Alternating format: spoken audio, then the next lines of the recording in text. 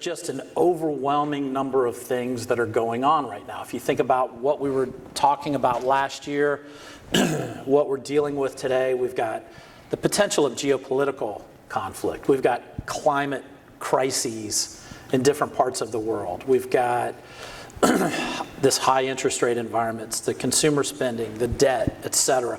The thing that I'm encouraged by, given the scary things, is how very resilient people are. Ukrainian GDP grew in 2023. That's astonishing. I mean, people find a way to build and run businesses and run economies. So there is something about economic stress that forces creativity. And as long as we have a vibrant and open enough economy here and in other parts of the world, that kind of creativity is going to flourish. Every single human through the pandemic has lost a little bit of that discipline. And the reality is it takes adversity and it takes challenge for people to sort of rise to the energy level that's required sometimes to be able to reinstill or to instill the levels of discipline that are absolutely mandatory. And I love that because resiliency and innovation require cash, and we have an answer for that.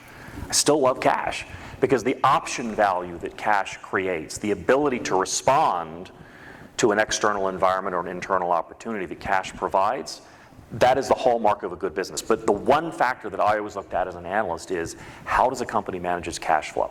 Because that really tells you all you need to know about the ability and the discipline of management, their ability to respond to challenges, their ability to take advantage of opportunities. One of the lessons that I've learned over the course of the last 18 months or so is that the interest rate is one measurement, but the relative feeling of what the interest rate feels like is something completely different. We've operated in a very low interest rate environment for a very, very long period of time, and that puts downward pressure on our pricing. It compresses our pricing over time.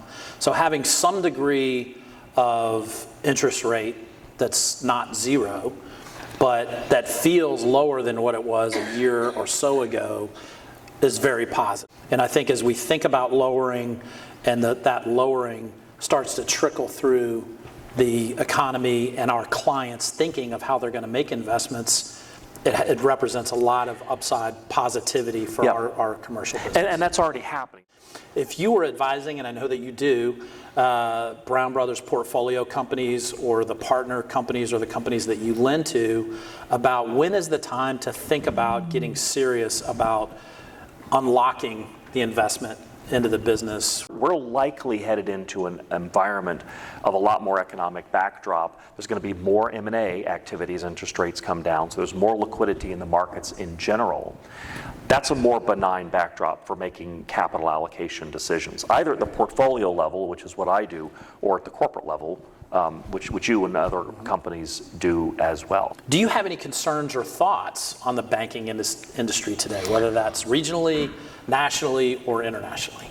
As regional banking is the lifeblood of small business. What I read now is that supply chains have become at least more predictable. We're certainly not back to where we were in February of 2020 prior to the pandemic. I don't think we're going back to that. By the way, I think the new normal is more redundancy in supply chains and supply chains closer to ultimate demand.